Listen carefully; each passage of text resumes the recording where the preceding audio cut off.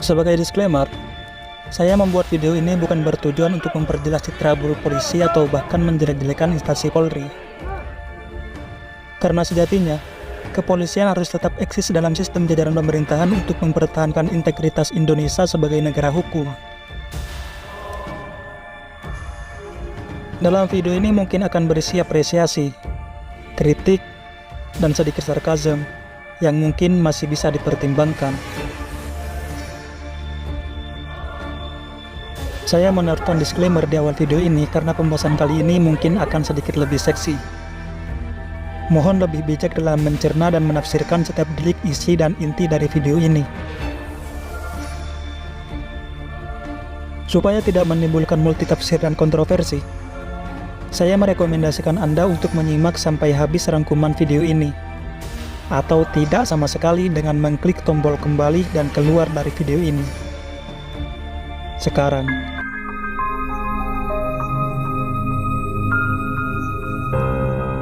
Oke, jika kalian masih di sini, berarti kalian setuju untuk mencerna, menyimak, dan menyaring video ini dengan teliti dan hati-hati. Ayo kita mulai.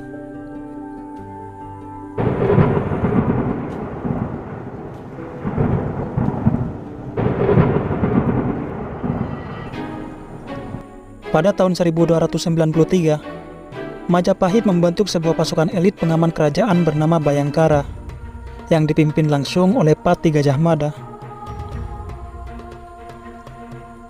Tugas utama pasukan Bhayangkara adalah menjaga ketentraman, ketertiban, serta menegakkan peraturan yang dibuat kerajaan.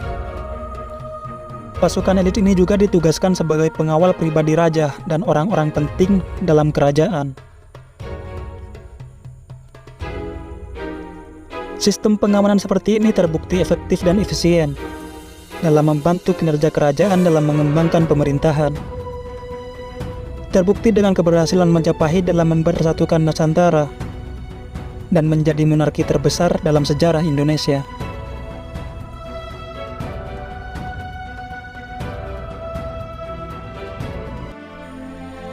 Pada tahun 1897, pemerintah Hindia Belanda membentuk kepolisian modern Hindia Belanda yang menjadi cikal bakal lahirnya kepolisian negara Republik Indonesia. Pada masa itu, pemerintah Hindia Belanda memberlakukan possession limit untuk pribumi, di mana pribumi tidak diperbolehkan menjabat komisaris, bintara, atau bahkan inspektur, karena posisi itu hanya boleh diduduki oleh kolonial. Untuk anggota pribumi hanya diperbolehkan menduduki posisi tertentu, antara lain sebagai Menteri Polisi dan Asisten Wedana. Pada 29 September 1945, Presiden Soekarno melantik Sukanto Cokrodeatmodjo menjadi Kepala Kepolisian Negara. Sebelum akhirnya, Polri diresmikan pada 1 Juli 1996. Tugas polisi sendiri adalah memelihara keamanan dan ketertiban masyarakat, menegakkan hukum di Indonesia, menjamin perlindungan, memberikan pengayoman, serta memberikan pelayanan kepada masyarakat.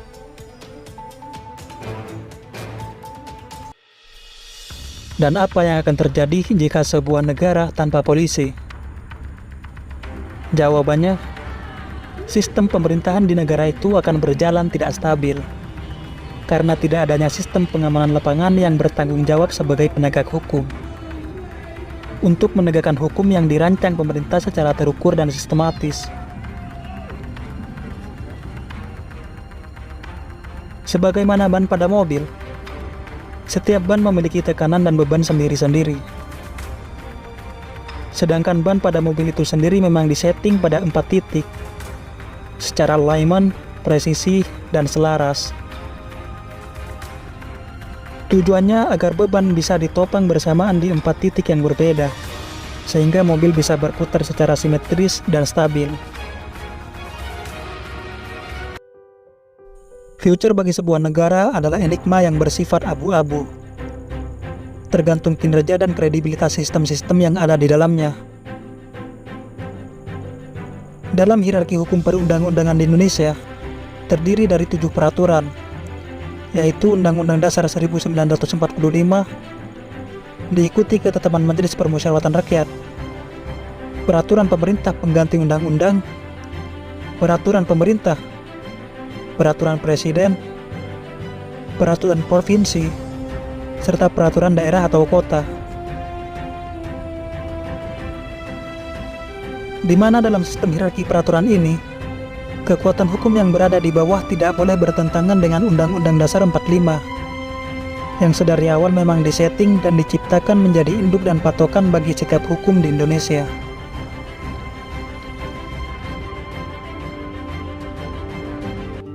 Dalam sistem pemerintahan, terdapat sebuah barisan yang harus sinkron dan searah, yaitu orang yang merancang dan membuat hukum, orang yang menyaring hukum yang diciptakan, orang yang harus mematuhi hukum, dan orang yang menegakkan hukum.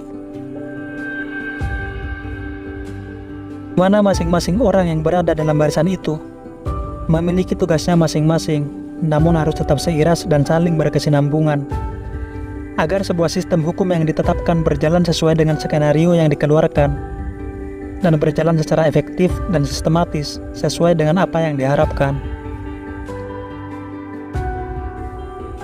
Dan disinilah peran Polri dibutuhkan. Sebagai barisan terdepan yang bertanggung jawab menegakkan hukum, mereka juga harus turun langsung ke lapangan agar sistem hukum yang berada di atas berjalan dengan efektif dan efisien. Sebagaimana puzzle, setiap serpihan mata puzzle adalah nyawa bagi terbentuknya sebuah gambar di dalamnya. Jika satu mata puzzle saja hilang, mustahil untuk kita bisa melihat gambaran puzzle itu secara utuh. Karena sejatinya, setiap kepingan puzzle memang disetting secara berkesinambungan dan saling melengkapi.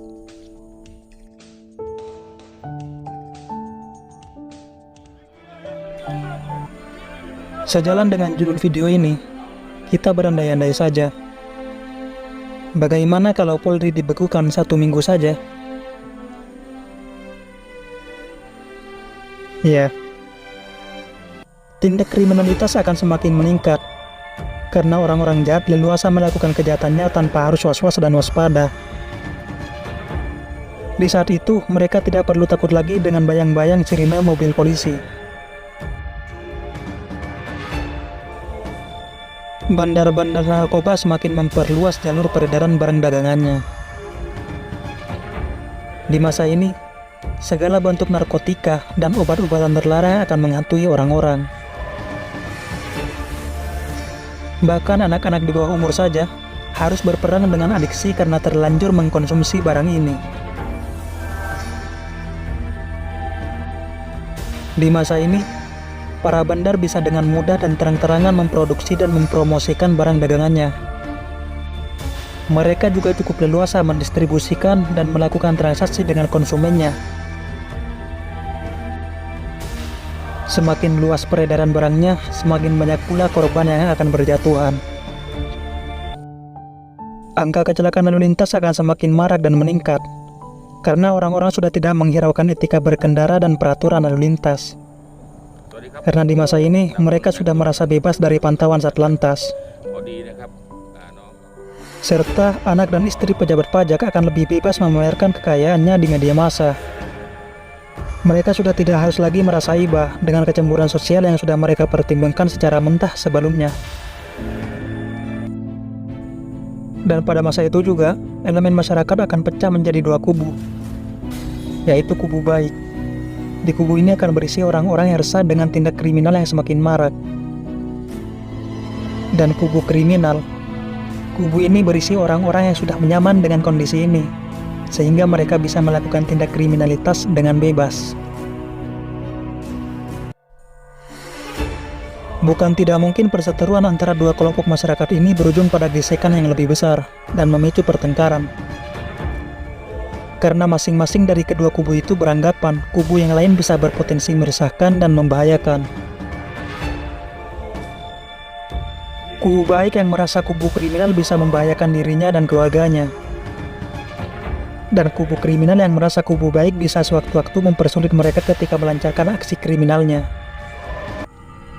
Disitulah titik awal hancurnya peradaban. Dan saat itu pula, manusia terpaksa harus mempraktekkan hukum rimba layaknya manusia pada zaman purba. Mereka akan saling menyakiti, menikam, atau bahkan saling membunuh. Karena tidak adanya penegak hukum sebagai penengah untuk melerai mereka. Bagaimana? Mengerikan, bukan?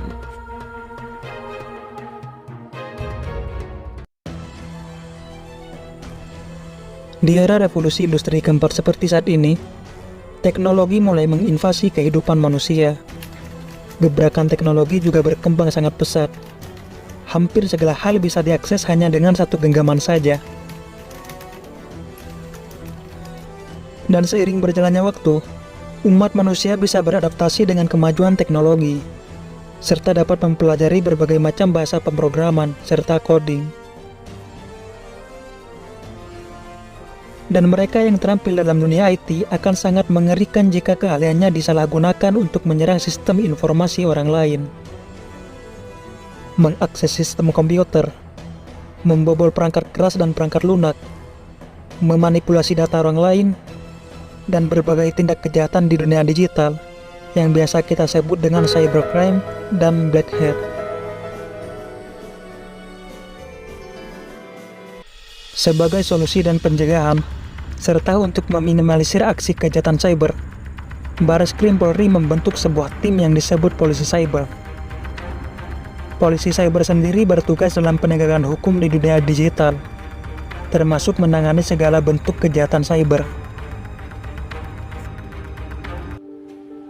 Sialnya, segala bentuk perjuangan Polri untuk menegakkan hukum di Indonesia harus ternodai karena kasus-kasus kriminal dalam tanda kutip oknum polisi yang marak terdengar belakangan ini.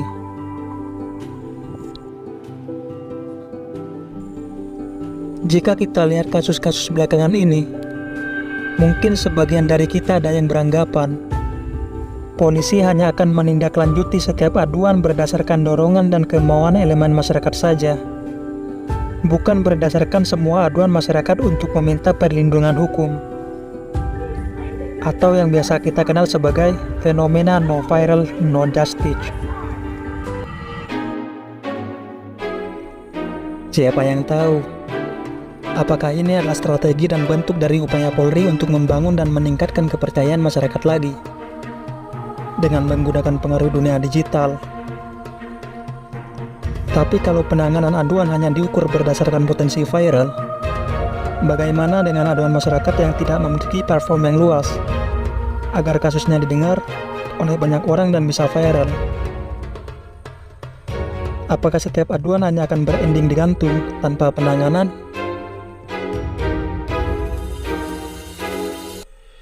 Secara tidak langsung ini melenceng dari sila kelima, yang dimana setiap warga negara berhak mendapatkan hak yang sama, tanpa memandang bulu dan latar belakang. Banyak kasus dan aduan masyarakat ditanggapi lambat dan tidak transparan. Iya, gonjang-ganjing perkara menggelinding tak tentu arah. Banyak kasus yang harus dibungkus karena lambatnya penanganan dari pihak berwajib. Jika setiap aduan hanya berujung digantung, lantas masyarakat harus meminta perlindungan dan melaporkan permasalahannya pada siapa? Data Lembaga Survei Indonesia di akhir bulan Oktober lalu mencatat, tingkat kepercayaan masyarakat terhadap Polri anjlok di angka 58% setelah publik mengendus kasus Om Sambo. Padahal tingkat kepercayaan masyarakat terhadap Polri pernah menyentuh angka 87% di tahun 2018 lalu.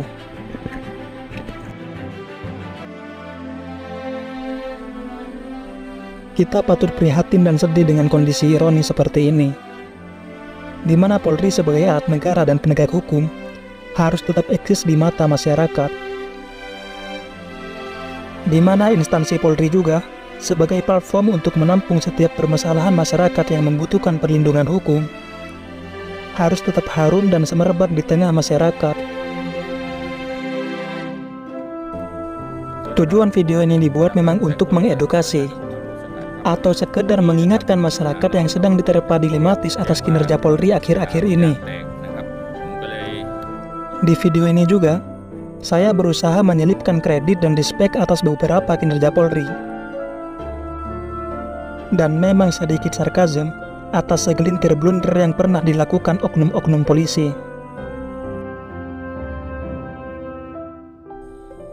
Di video ini juga saya mencoba untuk mengingatkan dan meyakinkan masyarakat bahwa Polri adalah tokoh sentral demi mewujudkan Indonesia menjadi negara yang aman dan tentram. Peran Polri juga sangat signifikan dalam membantu jalannya sistem pemerintahan agar berjalan dengan efektif, efisien, dan sistematis. Tugas kita sebagai masyarakat hanya perlu memberikan kredibilitas dan kepercayaan, serta membantu Polri dalam menjalankan tugasnya berjalan secara efektif, agar sebuah peradaban yang selama ini kita impikan, hidup di negara aman, tentram, dan nyaman, bisa terrealisasikan. Bersetan dengan setiap berita, dinamika, dan kontroversi oknum polisi yang pernah terjadi. Kita semua sepakat, tidak semua orang itu jahat. Saya yakin, masih banyak polisi yang bekerja dengan baik. Tidak etis rasanya kalau kita memukul rata dan menjudge buruk semua anggota Polri atas kesalahan yang pernah dilakukan segelintir oknum di dalamnya.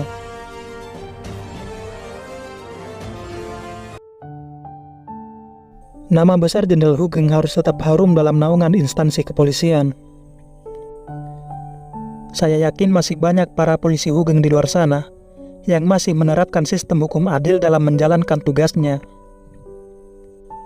Hugeng-hugeng itu pula yang perlu diberikan respek dan kredit lebih sebagai imbal balik dari kekonsistenannya memperjuangkan hukum adil di Indonesia.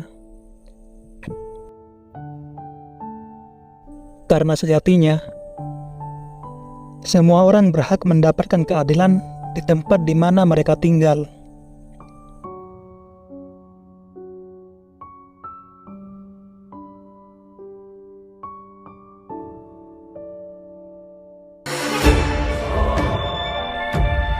Dik di sini. See you in the next video.